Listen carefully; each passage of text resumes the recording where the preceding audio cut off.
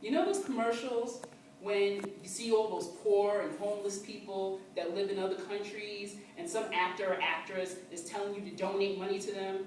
Well, my question every time I see one of those ads is, what about all the people in this country that are poor and hungry and homeless? We are supposed to be like the greatest nation in the world, right? Well, the highest concentration of American poverty exists not in the ghettos of America, but in the plains, in 4 pockets.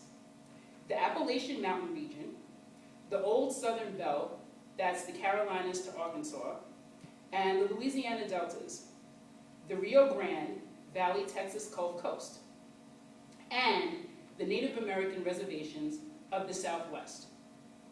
20% of rural Americans, or 10 million people, live in poverty, says Nation Forum, Rural Poverty in America, summer of 1996. The living conditions on Native reservations have been cited as comparable to third world, according to the National Relief Charities website. A change needs to be made in the way that land is allocated on Native reservations for proper ownership rights to be established.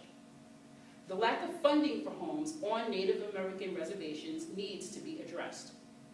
And the government involvement worsens the living conditions on Native reservations.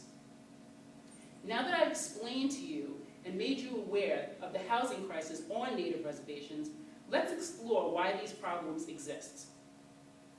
Land on Native reservations is communal, meaning that everyone who lives there owns it, so there is no clear title of ownership, instead of the land being privatized.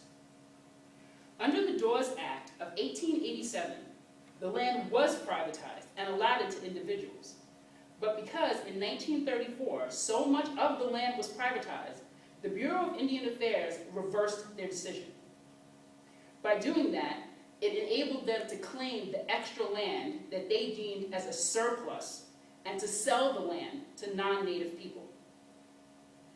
There is no viable means of funding for homes on Native reservations. When you don't have individual property rights, you can't build, you can't be bonded, and you can't pass on wealth. Judgments can't be enforced, so lenders won't take the extra risk to do business on reservations.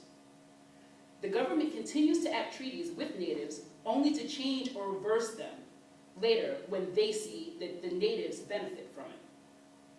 The treaties that are supposed to provide Native peoples with property rights and the right to maintain a unique culture, but when they degrade or destroy the natural environment, tribal culture and the subsistence way of life are concurrently destroyed.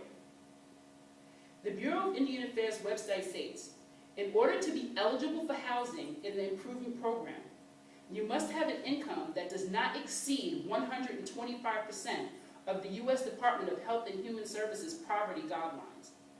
But yet they know from the 2010 census report on census.gov that 28.4% of natives are below these guidelines. So therefore, they can't qualify to get the government money that they're supposed to get for housing. Now that you understand why these problems exist, let's explore ways that we can solve these problems. The problem of land ownership is an easy one to fix. Give the land back to the natives that it rightfully belongs to by allowing them to privatize their land as it was in 1887.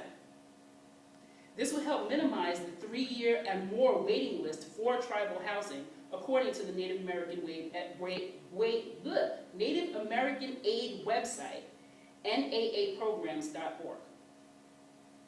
Once we own our own land, we can bring agriculture to our land. Sorry, there was an ad. Once we own our land, we can bring agriculture to our land. In science activities, a study hall built from straw from the fall of 2002, straw is abundant on some reservations. Straw bale construction is economic and safe. Straw bales are covered with stucco, concrete, and are fireproof, waterproof, and energy efficient. Girls on the Crow Reservation won a $25,000 grant that Oprah Winfrey matched for them to build a study hall. agricultural records, September 2004, Robert Young helps rebuild tribal lands, one house at a time. Red Feather Development Group works with Native Americans to enable them to build straw bale houses. Robert Young is the director and runs this group, and he has built one house at a time through the same method that the girls on the Crow Reservation did. Third, the government needs to honor their agreements and treaties and laws that they've made with the Native people. Given the long history of repression and outright assault from non-Native society, tribal members are understandably and dubious about projects advocated by the U.S. government. Jurisdictional conflicts will cease when our boundaries are upheld.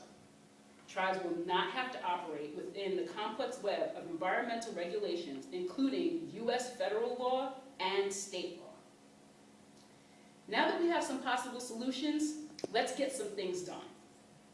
I've told you about the changes that need to be made in land ownership and the lack of funding for homes on Native land, and how the government involvements make these situations worse. I hope that some of my solutions will take a bigger role in Native American life.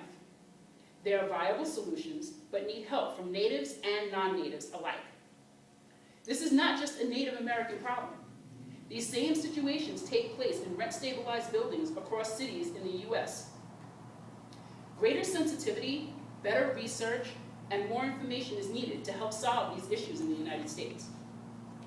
You can help be a part of this solution by donating to Native American Aid at www.naaprograms.org. They accept money, toys, clothing, school supplies, or other needed items. You can also contact Donor Relations at 877-825-2983 if your company has a matching gift program. They will send you a form to fill out, and any donations that you have tax deductible from your job, they will match. Thank you very much, and have a good day.